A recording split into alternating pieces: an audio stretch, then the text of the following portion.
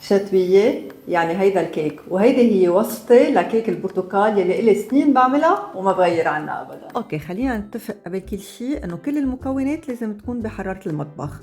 5 بيض، ملعقة صغيرة من الفانيليا، ملعقة صغيرة خل ابيض، نخفقهم كتير منيح ليتضاعف حجمهم.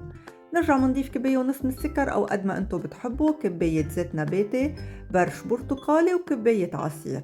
المواد الجافة 3 كباية طحين، 3 ملاعق صغيرة بيكنج باودر، ورشة ملح. منحركن ومنرجع مننخلن فوق خليط البيض، وكمان منخفق بس هالمرة ما منبالغ بالخفق لحتى نحصل على هيدا القوام. مننزلهم بقالب مغلف بالزبدة مرشوش بطحين، مناخدهم على الفرن الحامل رف الوسط 180 درجة، رح ياخد حوالي 50 دقيقة. للصوص بدنا كباية عصير برتقال، نص كباية سكر، ملعقة كبيرة من النشا. منحركن على البارد ومنرجع منحطن على النار، منضل عم نحرك، ومن بعد ما يغلو منطفي النار.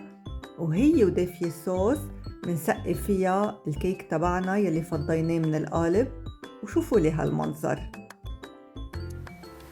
يا ويلي يا جنى لو تعرفي ريحته قديه بتشهي. على فكرة كيلت بماك 300 ملي لحتى لي طلع لي هيدا الكيك الكبير، وشوفوا لي قلبه قديهش. حبيت اني ضيف صوص قبل ما دوقه. قصة كبيرة، جربوه وخبروني.